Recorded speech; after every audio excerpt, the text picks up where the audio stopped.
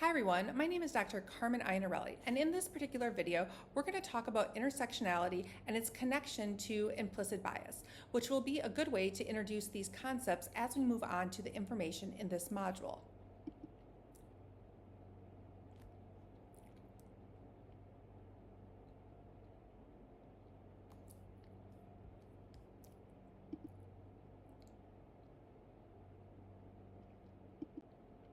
First of all, since everyone is at a different point in their learning, let me briefly explain what intersectionality is before we go on to connecting it to implicit bias and other forms of oppression. Intersectionality is a metaphor for understanding the ways in which multiple forms of inequality or disadvantage sometimes compound themselves to create obstacles that are often not understood in more conventional ways. This term has been rooted initially in Black feminism and originally was coined by American critical legal race scholar Kimberly Williams Crenshaw in 1989. She used this term, intersectionality, to refer to the double disadvantage of racism and sexism that many Black women faced. And using that particular concept has been used to refer to other groups and all the multitude of different statuses that people occupy at the same time, and how it creates these additional obstacles. Now, what we're going to do next is we're going to take a look at some of these other identities and how this all can be interconnected with intersectionality. In talking about intersectionality, it's important to understand what we're really talking about here. So I have a little math equation for us as a way to think about it. So first of all, we have to talk about social identities. What are social identities? Social identities, or social positions, sometimes sociologists also refer to them as social statuses. They are recognized statuses within a society. So for example, it could be race, it could be gender, and so on and so forth. Those are social identities. And when people occupy many different social identities at any one time, now you take social identities and they interact in social contexts. And the social contexts we're going to talk about here, specifically in the field of education, are systems of power. So systems of powers or structures of powers can be things along the lines of like our legal system, policies, healthcare, the government, and education. Now, if you take social identities and you put them within systems of power, then they contribute to what we would consider to be structural inequalities, which is the recognition that there is an outcome in the reality that people live, and it reflects a combination of different social identities that they occupy. Some social identities will have privilege attached to them, and other social identities will have marginalization or attached to them. And the overall outcome of the social identities plus the system of powers results in the structural inequalities and brings fully to mind the concept of intersectionality. So this is how you can have people that share one or two social identities still have fundamentally different experiences with systems of power and therefore different structural inequalities as a result because of the other social identities that they occupy. The relationship, as we take a look here, is really interconnected that way. So now that we've covered the very brief overview of what intersectionality is, let's talk about it and how it is connected to oppression. So there are multiple different definitions of oppression, and you probably have your own definition within your head. So our first definition we are going to take a look at here is just basically a dictionary definition of oppression, which is the unjust or cruel exercise of authority or power. Another definition of oppression is the force that allows, through the power of norms and systems, unjust treatment or control. I do have a preference for this particular definition, although the other one is perfectly fine. This has more of a social science lens to it. And we will spend a bunch of time, as we already have through the component of this course, is thinking about systems. And when we think about education, I always like to remind people that education is a system. It's a system and a social structure that has been created within our society. And it has significant impacts, positive and negative in both cases, to individuals that engage in it, which is, most people in the United States. So now let's further connect intersectionality and oppression, which I started doing in the previous slide here. But we have to think about how oppression is dependent and shaped by social identities. Now, another thing to keep in mind is that our social identities are fluid. There are some that are fixed and there's others that are fluid. The social identities that you occupy today have not always been the social identities that you've occupied. Some may be the same, but others will be different.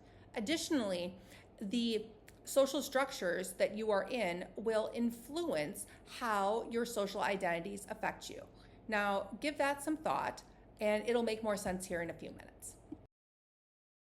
Let's talk about social identities. Now, depending on how many social science classes you have taken, specifically probably sociology being one of the main ones, social identities and how we're using the term are social characteristics that broadly define people and hold meaning and expectations within a society. So keeping in mind here, social identities will be different depending on the society that you are part of.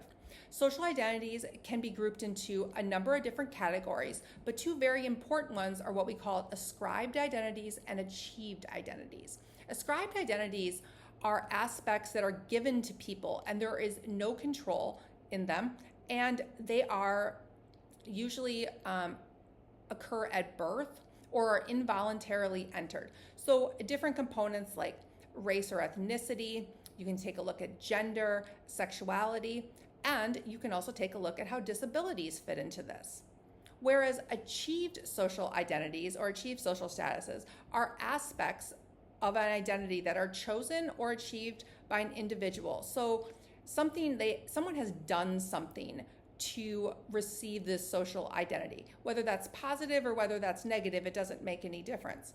So it could be a family role or a relationship. It also could be nationality or citizenship if you naturalized in a country or if you immigrated to a country as well. Now, if you were born in a particular country, that would usually be ascribed.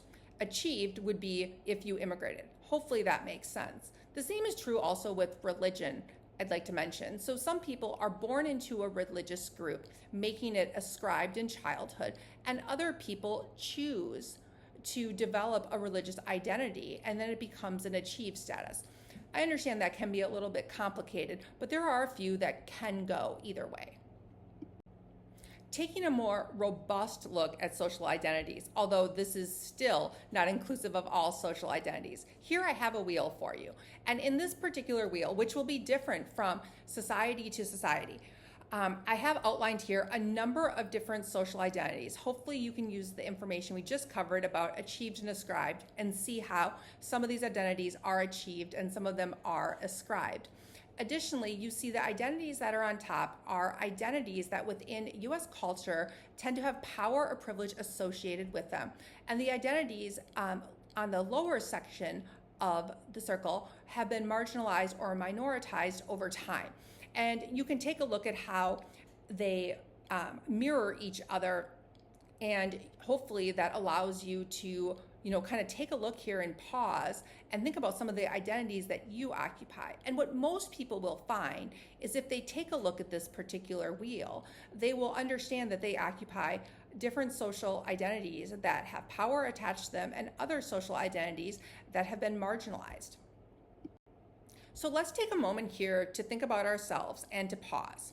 So when we do that, let's think about intersectionality now that we've introduced the concept. I know many of you are already familiar with this concept before I introduced it, but as we take a look at it here, I would challenge you to pause and think about some of these questions.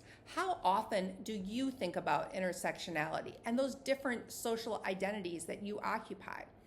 And when do you think about it? What causes you to think about it? And why? Is it in a particular environment? Is it when you are at work? Is it when you are at school? Is it in your personal life? And if you don't think about intersectionality, maybe consider the why behind that.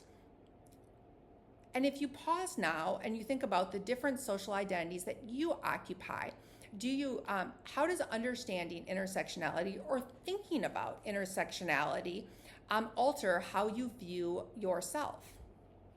Give those questions some time to pause, think about, and reflect. Now, let's talk about implicit bias, which refers to the unconscious attitudes, prejudice, or judgments about people or groups of people, attached again to those social identities. So when we think about implicit bias, the first thing I want to highlight here is implicit bias is unconscious for most people. Implicit bias can be conscious, but for most people, it is unconscious and involuntary. It happens through years of socialization and exposure to different groups. Everyone has some form of an implicit bias, and implicit bias can influence our behaviors, our decisions, and our actions towards others, even without conscious awareness. So thinking back on social identities and social statuses, maybe you have experienced implicit bias directed at you because of a social identity you occupy. Also, we need to be mindful of the implicit biases that we have and how they affect how we treat other groups of people. Now, I know we can be very quick to say that we don't hold these beliefs, but everyone holds some implicit bias, and they can manifest in different ways. So we're going to do some challenging aspects here of, could it be about race, age, socioeconomic status, other cultural biases? But also, what about biases that people have, conscious or unconscious about it, targeted or directed at people with disabilities? I would like to take a minute to introduce Erving Goffman's framework of social identities as we think about implicit bias. Implicit bias, of course, again, as I mentioned, is not necessarily intentional, and it can be unconscious. And it forms over socialization of years and years and years, experiences that we've all had. Erving Goffman used the framework of the discredited versus the discreditable in talking about how social identities impact people differently. So let's take a look at this framework quickly. Erving Goffman said that social identities could be grouped largely as being part of the discredited versus the discreditable. A discredited social identity is a social identity that is predominantly visual to others. Now, thinking about this, it doesn't necessarily mean that people have to be correct in identifying the social identity. They could even be wrong. So, for example, you could be part of a racial group that has been minoritized, and someone may identify you as part of that group, and you might not be part of it. They may have identified your race incorrectly. But irregardless, it still could affect how you are being treated. So when we think about discredited statuses, we're thinking about statuses that tend to be predominantly visual to other people.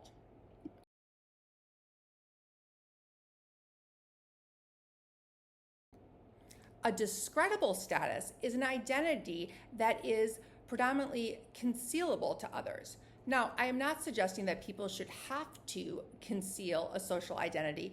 However, people sometimes do conceal identities because they've learned that that identity is stigmatized within our society.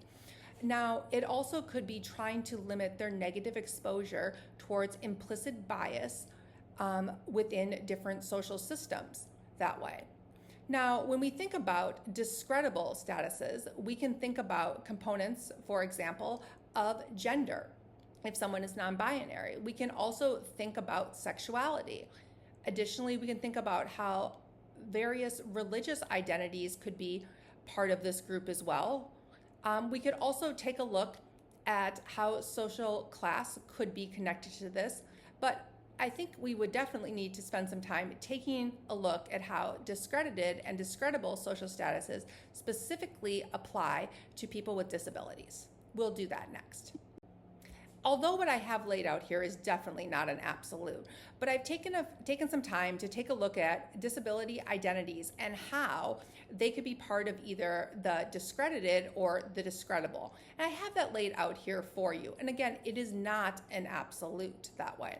But I challenge you to spend some time, take a look at this slide, and to think about your experiences with students and other life experiences as well, and how certain types of disabilities are not as outwardly present to everyone. Additionally, I would challenge you to think about the efforts you may have yourself other people in your life or your students have gone through to conceal different types of disabilities that they have. Additionally, I think it's important to mention that people that are part of discreditable identities are more likely to have to prove their identity. And I would challenge you to think about how that works within the framework of people with disabilities. And we think about the additional types of paperwork and documentation that is required from systems of education to quote unquote prove that someone has a disability, especially if that disability is not outwardly present. So let's think about ourselves for a second here. I think it's always good to reflect. So I want you to think about the social identities that you occupy and which ones you're most aware of. And as you think about those wheels and all those different social identities, consider the ones that you're least aware of for yourself. But next, I want you to dive deeper here. I want you to think about how you learn the social identities of your students. Maybe thinking back even to some of the information that we have learned in the previous modules. Additionally, how are social identities tracked within your classrooms or within your schools? And take a moment and pause and reflect if you've ever placed different values attached to different social identities, whether it is with your students or within other experiences in your life.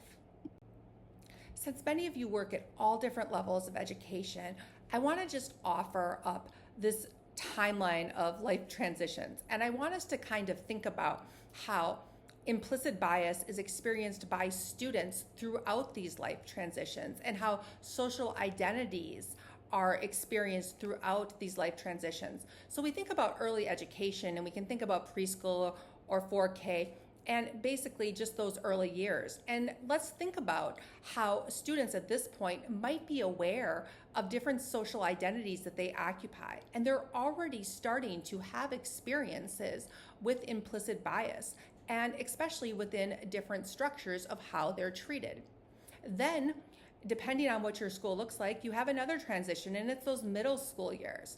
And during this particular time, maybe some individuals become aware of a social identity or their social identity becomes labeled, and they also start to become aware of implicit bias or the bias that or the treatment they've seen other people experience, other students their age, and how that is connected to oppression, even if they're not using that language. And then we can think about our education systems and that transition into high school, which could be a new school and a new environment. And again, how these social identities can be experienced that way. Additionally, as people age, they also do not just experience their social identities, of course, at school. They're now going to have all these different experiences within communities, within friendships, and other interpersonal relationships. And then let's talk about adulthood. I see this happen so often with my college students, especially my college students that have disabilities. And as they frequently enter into, post-high school experiences, do not want to use a lot of the resources and the accommodation plans that they had when they were in our K-12 systems, probably because they are very aware of the social stigma that can be attached to it. Or I also witness it with students not wanting to disclose if they have a disability because they're going to try to work their way through it without using resources. Again, highlighting the difference between the discredited and the discreditable identities that way. Additionally, people navigate as they transition into life and other relationships. You will see this on a personal level as well too, where you will watch people that do not want to disclose, especially discreditable statuses, because they're concerned, whether consciously or unconsciously, about the implicit bias or potentially the negative associations with those identities. As we close out this lecture here, I want us to think about some information. I want us to consider some reflection questions here. So first of all, how has this information helped you better understand your students, or how could it? How can you assist in reducing stigma and oppression for your students while still getting to know them, and being aware of their social identities?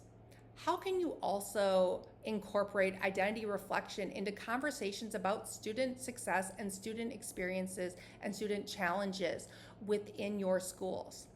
And how can you actively work to create these liberating environments where you're mindful of potential implicit bias that you have, and and others around you, to create the best learning experience for all students?